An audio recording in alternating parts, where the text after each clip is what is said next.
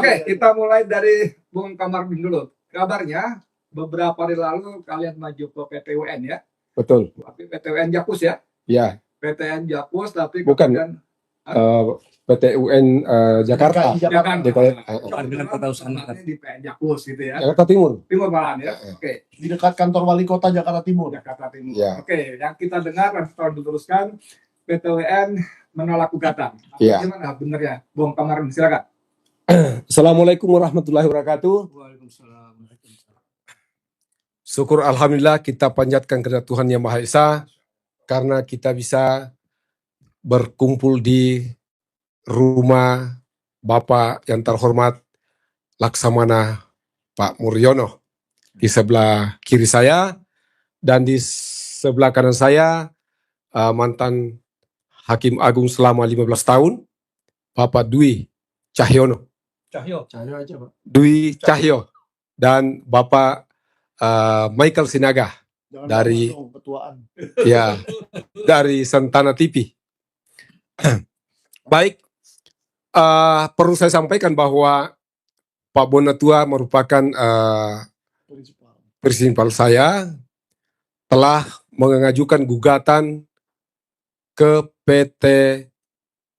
Pengadilan Tata Usaha Negara Jakarta, di mana gugatan tersebut adalah membatalkan, bermohon untuk membatalkan putusan penetapan calon presiden dan wakil presiden tahun 2014 dan tahun 2019. Kenapa demikian? Karena Bonatua berdasarkan hasil penelitiannya ini Pak, silakan, telah menemukan atau diberikan data dari KPU pusat dan KPU provinsi atas perintah dari putusan KIP yang memerintahkan kepada KPU pusat untuk memberikan fotokopi ijazah yang dilegalisir kepada Bonatua, di mana legalisir ijazah tersebut tidak tertulis tanggal kapan pengesahannya atau kapan ditandatangani.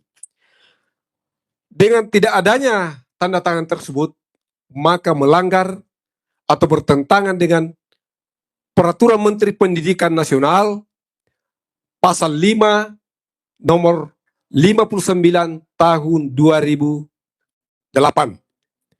Nah, jika dokumen yang bertentangan dengan undang-undang, secara otomatis hasilnya itu tidak sah, itu melanggar peraturan.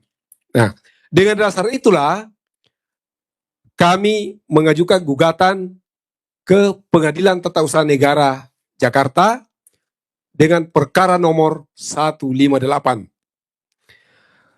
Kemudian kita setelah mengikuti sidang pada tanggal 12 jam 10 pagi dan dihadiri hakim tunggal yang mestinya hakimnya itu 3, tapi cuma 1 orang. Ya, menurut KUHP itu ya tidak boleh, harus harus 3 orang. Menurut KUHP, iya. Kitab Undang-Undang Acara Hukum Pidana. Hukum acaranya begitu. Iya. Nah, Bapak Ibu sekalian, namun dalam keputusan dalam persidangan tersebut, Ketua Pengadilan menolak gugatan kami. Namun demikian kita diminta keberatan kalau keputusan pengadilan pada saat itu ditolak. Jadi kita alasannya apa? Ya. Alasannya apa? Ya, alasannya adalah ini pemilunya sudah lewat. Sudah selesai. Presidennya juga sudah tamat. Jadi apanya lagi ditolak? Sementara dalam undang-undang kekuasaan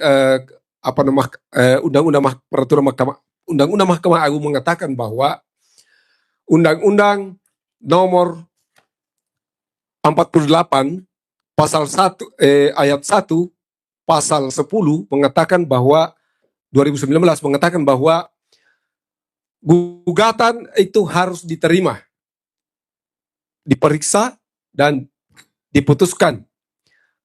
Tidak ada alasan dengan dalih apapun. Jadi harus diadili, harus ada putusan diperiksa, kemudian diadili, diputuskan. Tidak serta-merta diputuskan satu orang. Ini bertentangan dengan peraturan. Nah, dan insya Allah kita akan melakukan keberatan. Terus yang kedua, kita akan melakukan gugatan perbuatan melawan hukum yang insya Allah akan didaftarkan di Pengadilan Negeri Jakarta Pusat. Siapa yang kami gugat? Antara lain, 1, KPU RI, kemudian Bawaslu Pusat, kemudian KPU DKI Jakarta, kemudian Bawaslu, kemudian KPU Solo dan Bawaslunya, kemudian UGM sebagai sumber masalah karena legalisir ijazah tersebut tidak ada tanggalnya. Ya, kita juga akan tambahkan Dr. Muhammad Naim selaku dekan yang bertanda tangan, tetapi tidak ada tanggalnya. Alangkah lalainya ini seorang dekan. Kemudian ada lagi dekan 2019, Budiadi. Bapak Budiadi. Jadi siap-siap juga kita akan share ke pengadilan untuk mempertanggungjawabkan kenapa tanda tangan tidak ada tanggalnya. Perlu kita tahu bahwa UGM ini adalah universitas ternama di Indonesia. Yang namanya ternama tentu administrasinya itu sudah diverifikasi oleh namanya Komisi Akreditasi Nasional sehingga mendapatkan peringkat. Ya peringkat, kalau saya tidak salah peringkat 20 dunia. Apanya yang menentukan peringkat itu adalah masalah administrasinya. Nah, masa sekelas UGM melakukan legalisir tanpa tanggal. Dan lucunya lagi, ini dekan Pak siapa lagi namanya? Budiadi. Budiadi itu selama 20 tahun ya? Oh bukan, Muhammad Naim. Oke, Pak Muhammad Naim, kalau dilihat dari sejarah legalisir ini, 20 tahun menjabat dekan. Inilah nanti kita akan pertanyakan semuanya. Izin Pak ya, saya jelaskan dikit ya Pak. Ya. Itu. Jadi waktu Pak Bonatua meminta ijazah dari KPU Solo 2005 dan 2010 yang digunakan Pak Jokowi, itu semua bertanda tangan Muhammad Naim. 2010. 2005 dan 2010. Ya. Jadi kan asumsinya 5 Pak tahun. Jokowi mendaftarkan diri di tahun 2004 atau 2005-an. Kita lupa bulan pemilunya bulan apa kan. Nah berarti dia sudah dekan di tanggal segitu. Ya. Tetapi 2014 mencalonkan presiden, tanda tangannya Muhammad Naim lagi. Naim lagi. Berarti dari 2004 sampai 2014 minimal Muhammad Naim ini dekan. 20 tahun. 20 tahun. Ini perlu kira-kira. Makanya ini perlu dipertanyakan. Ya. Menurut analisa Anda, ini sebuah kelalaian karena menjadikan nama dekan yang sama padahal sudah bukan orangnya, atau memang Muhammad Naim selama 20 tahun jadi dekan? Menurut gimana? Menurut saya atau menurut Pak Komardin nih? Oh menurut saya. Ya menurut saya waktu itu memang KPU Surakarta pernah mengatakan berkas itu sudah hilang. Nah jadi kalau hilang, berkas itu dia fotokopi dari siapa? Kan begitu ya. Jadi kalau hilang jangan ngarang gitu loh. Kalau memang bukan pakai itu, tapi pakai Dr. Andes misalnya, ya jangan dikarang-karang, dibuat-buat. Nah maka kita membutuhkan kejujuran aja dari KPU. Maka bagus nih Pak Komardin luar biasa menggugat lagi biar diadili juga itu KPU. Silakan Pak Komardin lanjutkan. Ya, sekarang kita belum bisa menuduh bahwa Pak Naim ini tidak mungkin 20 tahun. Bisa saja. Oleh karena itu kita ingin mengklarifikasi nanti di pengadilan. Kita mencari kebenarannya. Apa betul 20 tahun? Ya seperti itu. Jadi ada 9 nanti kita gugat. Iya. Jadi mungkin 2 minggu ke depan kita sudah sidang di di pengadilan Jakarta Pusat. Kalau gugatan PMA itu apa petitumnya nanti?